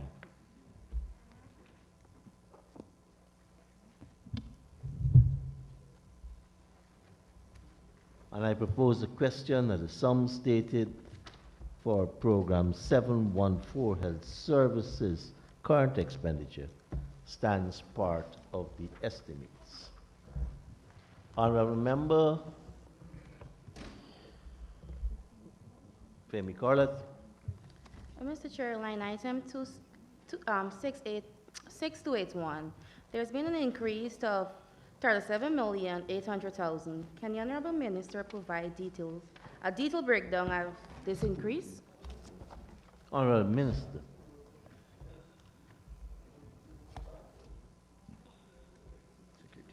Who is providing security? Strategic Action Security Limited? Yes. All right, thank you. Honorable members, I now put a question that Mr. Chair. Some Mr. Chair. Miss One question. Sarabo Hali. Thank you. Mr. Chair, I'm looking at the contracted employees has increased. Can I get from the Minister the designations of these contracted employees? Honorable Minister. 3 medics, 2 dentist extenders, 1 orthopedic technician. This is beautiful. Region 1 is getting a lot of dental work experts here. 1 pharmacy assistant, 4 hospital porters, 3 cooks, 3 ward maids, 3 vehicle drivers, 2 receptionists, 2 office assistants, 1 mortuary maid, 1 records clerk, 8 hospital.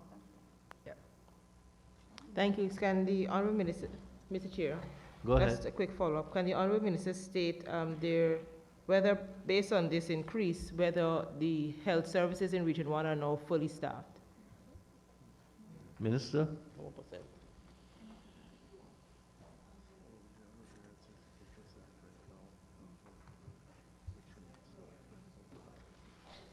I'm always careful to say a health service is fully staffed. So of my own, I'll say no, because you can always do it more porters, more maids, more medical technicians, more doctors. It depends on what standard you're heading for. What we are building in Region 1 is a brand new hospital, and with the expansion of our health facilities, we will need more staff. So, you know, in 1997, when I first started talking about why people should vote for the PPP, we were counting health huts.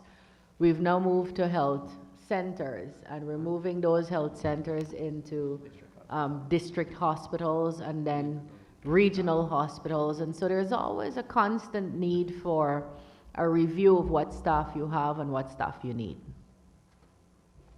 Thank you, Minister. Honorable Member, Mr. Duncan. Thank you very much, Mr. Chair. Minister, you just mentioned you're building a brand new hospital in Region 1. Could you tell us where the hospital is being built and the stage the hospital is at? Honorable Minister.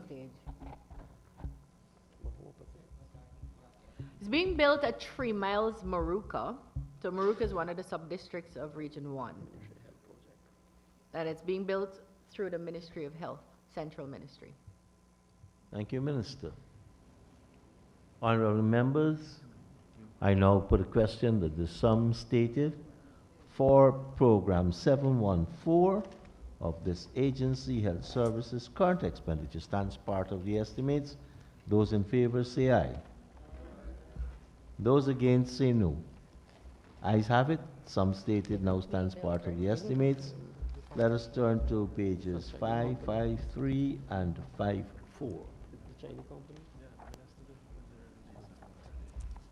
And I propose the question that the sum stated for Program 714, capital expenditure, stands part of the estimates. Honorable members, I know Ms. Halley. Thank you, Mr. Chair. Can the Honorable Minister state what retention is being paid on this line item? 120-2400. Honorable Minister. Huh?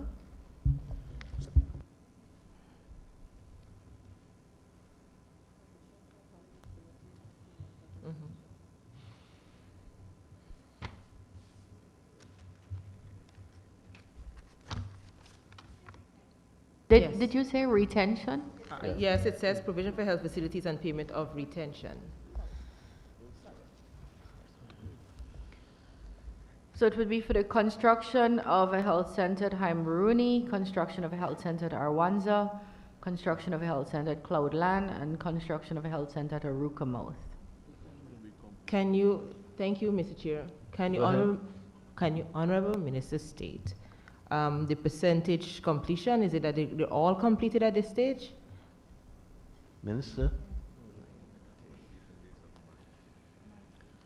No, they aren't. They have completion dates, all of them, I'm advised. Can you state those completion dates, in March. please? They're all expected to be completed in March. Okay. Based on what we saw before, in terms of the staffing, would we then have to come back to get staff for these new health facilities? Minister. There was a massive training held last year for medics and CHWs and PCAs, nursing assistants. And so we believe that there would be enough staff for these health centers who were already trained. Thank you, Minister. Mr. Chair, I'm Go not ahead. sure if I'm permitted, but I'll ask you to say whether or not I can. In terms I'm of also whether- advised by the RHO that he actually has the staff for all 4 of these and that he's waiting on the completion of the building. So Thank it's you, already budgeted for, or he The has staff? them on standby? But new staff is usually budgeted for under the Ministry of Finance, not under the ministry or in the region. Okay. So I was just wondering whether with these new health facilities, whether there's a doctor that will be on site 24, or there'd be somebody that's on call that will have to come into the region every There would be health workers on site 24 Doctors? hours. Health workers. Oh.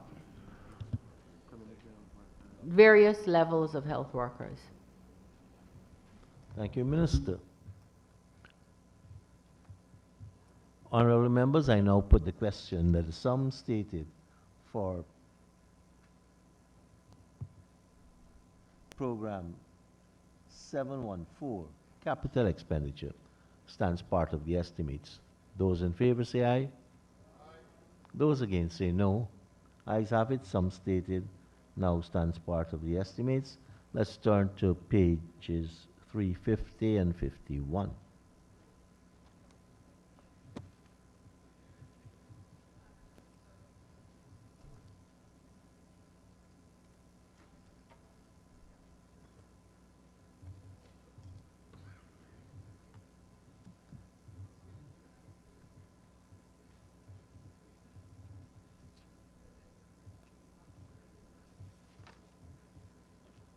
Honourable members, I propose a question that for agency 71, program 715, agriculture current expenditure, that the estimate stated herein stands part of the estimates. Honourable member, Ms. Singh. Thank you, Mr. Chair. Mr. Chair, line item 6116, there are three contracted employees covered under this program. The question is, for the entire region, is that a full complement? Yes, for Honourable agriculture. Minister.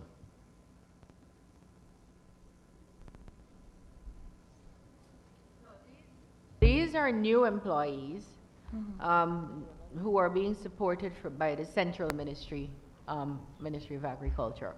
And these would be agricultural extension officers, 2 agricultural officers, assistants, and, well, 1 assistant and 2 officers. But that's not the only 3 persons working in Region 1 in the field of agriculture. Mr. Chair, if you look at the legend, a quick look at the legend says, in 2025, it's 0. And then in 2026, you have 3 contracted staff. Can you tell us, because I noticed in Capital there are some initiatives, in the sub-districts, how many staff do you have for agriculture? Honourable Minister.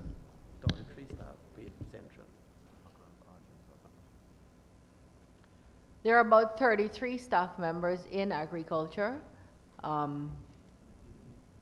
for the region. And that doesn't take into consideration GLDA, fisheries, NARI. Yeah, I'm just wondering why it's not here. Sorry, it includes GLDA, NARI, fisheries, etc. So based on your response, Mr. Chair, sorry. Go ahead. Based on your response, Minister, can you tell us how many senior technical do you have in the region for agriculture?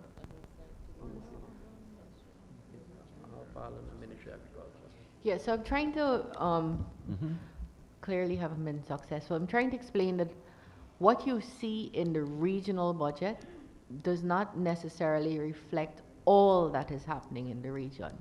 So there are Ministry of Agriculture staff that is paid for by the Ministry of Agriculture reflected there who are working full-time in the region. Technical, senior skilled, contracted, temporary, the whole works. And so you don't see it all reflected here. Just a quick follow-up. So those staff that you're now referring to, they do not report to the RU?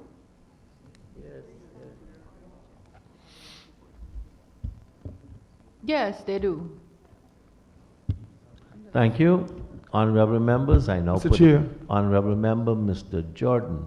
Mr. Chair, if I may turn the minister's attention to page 318, the volume 2, the performance indicators. Under strategies, it says to improve food and nutrition security, and the impacts is to have enhanced food and nutrition security. Indicator number 16 speaks to number of measures to ensure food availability, accessibility, utilization, or nutrition and stability within the region. Mr. Chair, I would just like to ask the Minister, what are those measures? Because when I looked earlier on the health, I saw that in Region 1, the number of pregnant women within that region with anemia stands at 10%. So I just want to ask of the Minister, what are those measures to ensure the food availability? Minister?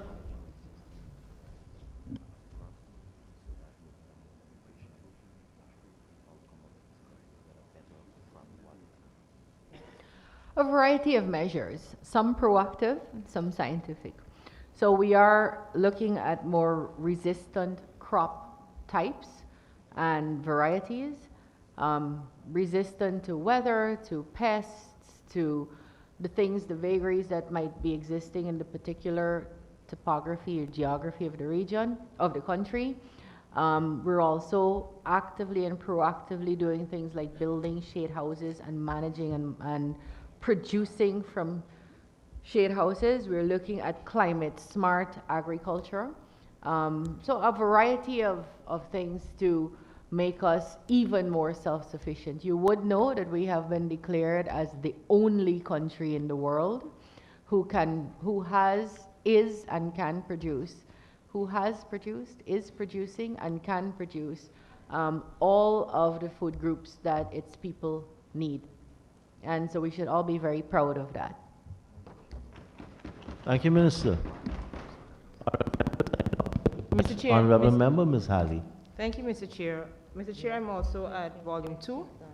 The indicators number 5 and 6 talks about flooding. It says acreage of farmlands affected by flooding are 15 last year, and number of farmers affected by flooding are 32.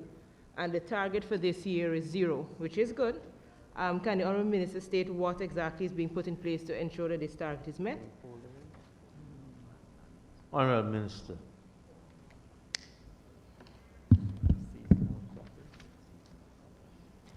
So a massive program of empoldering farmlands, which would prevent rising waters from entering into farmlands and thereby causing flood damage, as well as seasonal cropping.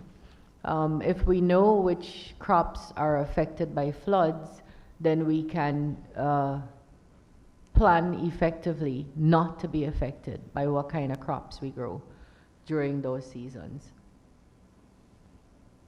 Thank you, Minister. Thank you, Ms. Mr. Ali. Chair. And final question.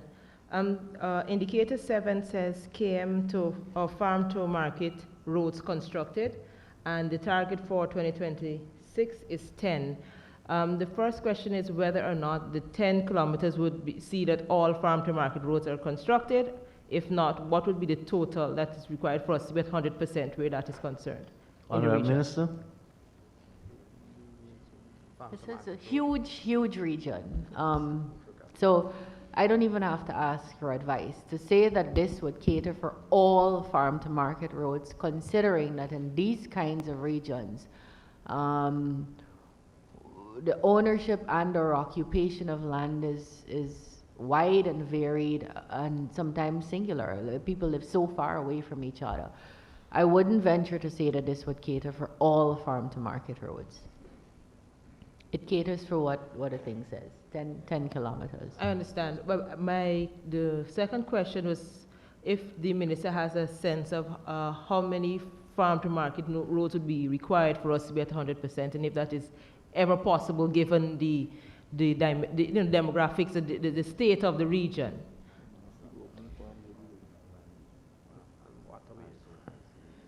Yeah. Go ahead. It's I don't like to use words, it's not possible. But if you know the kind of isolated farms we have across these geographies, in flat places like, let's say, the Maikoni River, you'd understand the kind of undertaking you're asking for. Region 1 is actually not flat, so that even makes it more complicated. So no, we don't have a figure that says how much roads we would have to build to take everybody's produce from their farm, isolated up some mountain, down some valley, on some flat land, to a market. No, we don't have that information right now. Thank you, Minister. Honorable members, I now put the question that the sum stated for program 715 agriculture current expenditure stands part of the estimates. Those in favor say aye. Those against say no. Ayes have it. The sum stated now stands part of the estimates. Please turn to page 554. And I propose the question that the sum stated for agency 71, program 715, agriculture capital expenditure stands part of the estimates. Honorable members, Honorable Member Ms. Halley. Thank you, Mr. Chair. Mr. Chair, 130-1200. There's provision for a number of agricultural development initiatives. Can the Honorable Minister state what those initiatives will be for this year? Honorable Minister. Yes, please. That would be the construction of 6 shade houses at Mabaruma, Wanakai, Marrakesh, Wallaba, Surprise Hill, and Tassawini. Construction of plant propagation nursery at Quebana and Matthews Ridge and Materkai. The empoldering of 100 acres of farmland at Hotakwai, Aruka River, and the Mabaruma Subdistrict. Purchasing of swing fog machines, motorized whistleblowers, mist blowers, and farm tools. Thank you. And you know, this just gives us a really beautiful snapshot of how across the country, deep in Region 1, at the top of the map there, agriculture has not been forgotten. Farmers have not been forgotten. They're being completely supported through Budget 2026, where we are putting people first. Thank you, Minister. Honorable members, I now put a question that the sum stated for program 715 agriculture capital expenditure stand part of the estimates. Those in favor say aye. Those against say no. Ayes have it. The sum stated now stands part of the estimates. Honorable members, this concludes our consideration of the estimates for region number 1. We have 2 minutes remaining. Thanks This a lot, is a guys. good time for So I us. wanted to thank all the officers at Region 1. Again, if you look, sir, these are the head of our health system in Region 1, head of education, head of agriculture, our REO, and look at them. A picture of Guyana, dedicated servants of our soil. Thank you very much, and let me thank you and also your staff from Region 1 for taking us through your head. Honorable members, this is a good time to take the suspension for 1 hour. We return at 5:18.